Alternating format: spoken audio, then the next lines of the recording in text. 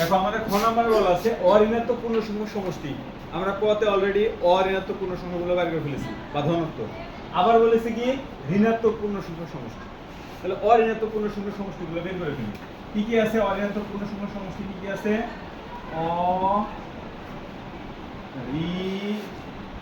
অঋণাত্মক পূর্ণ সংখ্যার সমষ্টি। পূর্ণ সংখ্যা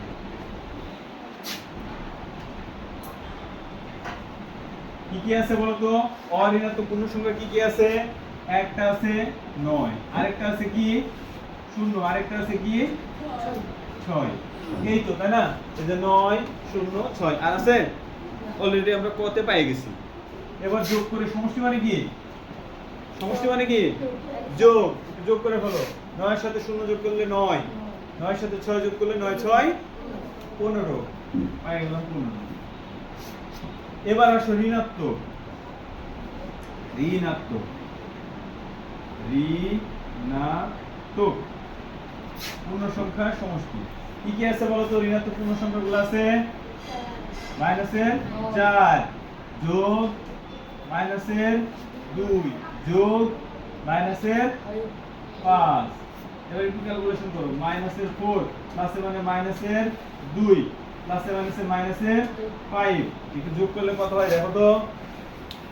4 আর 2 4 আর 2 7, 4 আর 2 6, 6 এর পাশে কিসের 11? মাইনাসের 11 বসাই দিন। বুঝা গেল? এবার বলেছে কি অঋণাত্মক আর ঋণাত্মক এই সংখ্যার কি করতে বলেছে?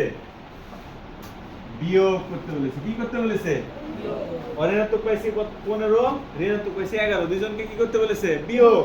তাহলে হচ্ছে যে বিয়োগফল হবে বিয়োগফল হবে সংখ্যাদ্বয়। সংখ্যাদ্বয়ের বিয়োগফল হবে অঋণাত্মক পাইছি কত? 15 বিয়োগ 11 না? বিয়োগে 11। এবার ক্যালকুলেশন করো। 15 15 হয়ে গেল, বিয়োগে বিয়োগে কি হয়? মাইনাসে মাইনাসে প্লাস 11। তাহলে এবার একটু ক্যালকুলেশন করো। কত হয়? 5 আর 1 6, 1 আর 1 2, 26।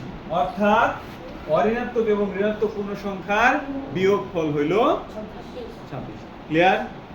বুঝা গেল? তাহলে প্রথম কাজ কি আমার? অঋণাত্মক পূর্ণ সংখ্যার যোগফল বের করা, সমষ্টি বের করা। বের করলাম 15 হলো, এবং ঋণাত্মকটা বের করলাম, বের করে হলো মাইনাসের 11। দুটো ক্যালকুলেশন করে হলো কত? ক্যালকুলেশন করে যে বিয়োগ করতে বলেছিল বিয়োগ করলাম, হলো কত? যোগের 26। বুঝা গেল? ক্লিয়ার?